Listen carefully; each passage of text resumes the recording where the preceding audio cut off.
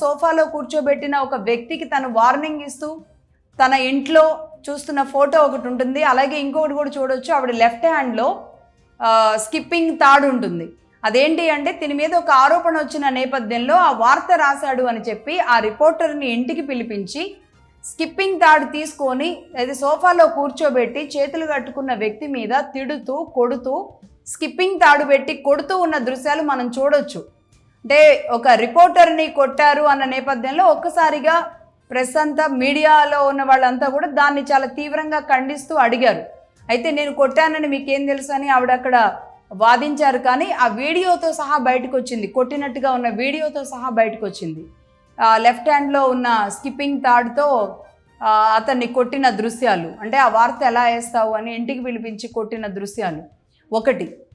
ఇక రెండవది, తాను ఈరోజు మీడియా ముందుకు వచ్చినప్పుడు కూడా కొన్ని పొంతన లేని సమాధానాలు చెప్పడం, ఆవిడకి సంబంధించిన ఒక ఆడియో 25 కోట్లు ఎట్లయినా సరే నేను వసూలు చేస్తాను ఎమ్మెల్యే దగ్గర అని తాను డిమాండ్ చేస్తూ ఉన్న ఒక ఆడియో బయటకు రావడం, ఇవన్నీ చూస్తుంటే అంటే మహిళలు అంటే ఏ స్థాయికి వెళుతున్నారు అంటే ఆ మధ్య వీడియోల్లో ఏకంగా మహిళే తనకు తాను ఆ ఎమ్మెల్యేతో ఉన్నట్లుగా తీసుకున్న వీడియోస్ కానీ, లేదంటే ఆ మధ్య ఒక డీజీపీకి సంబంధించిన ఒక వివాదం అలా వాళ్ళుగా తీసుకోవడం, లేదంటే వీళ్ళని రెచ్చగొట్టి కొన్ని వీడియోస్ అలా రికార్డ్ చేస్తూ కనబడిన పరిస్థితులు కానీ, అంటే వాళ్ళు న్యూడ్గా వచ్చిన వీడియోలు కానీ, గతంలో వైసీపీ కూడా అవే. అంటే అది ట్రాపా లేదంటే మహిళలే సేఫ్ సైడ్గా వీళ్ళు తీసి పెట్టుకుంటున్నారా ఎప్పుడైనా సరే వీళ్ళని రికార్డులు? ఎందుకంటే వీళ్ళు సెలబ్రిటీలు, విఐపీలు, ఎమ్మెల్యేలు, ఎంపీలు, ఒక ప్రజలు వాళ్ళని ఆ ప్రాంతానికి లీడర్లు, అలాంటి వాళ్ళు ఇలాంటి దాంట్లో ఇరుక్కుంటాము అని కనీస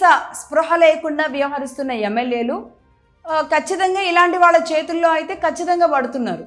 దీన్ని ఖచ్చితంగా ఇలాంటి వాళ్ళు వాడుకుంటారు. మరి స్పృహ లేకుండా ప్రవర్తిస్తున్న ఎమ్మెల్యేలని ఏమనాలి అనేది అర్థం చేసుకోవాలి ఒకటి. రెండవది, మహిళ నిజంగానే బాధితురాలు అనుకుంటే సరే, కారణాలు ఏమైనా కావచ్చు, ఎమ్మెల్యేని పెళ్లి చేసుకోవడానికే తాను అన్నీ త్యజించి వచ్చుంటే కనుక ఆ కోణంలో కూడా ఒక విచారణ జరగాల్సిన అవసరం ఉంటుంది.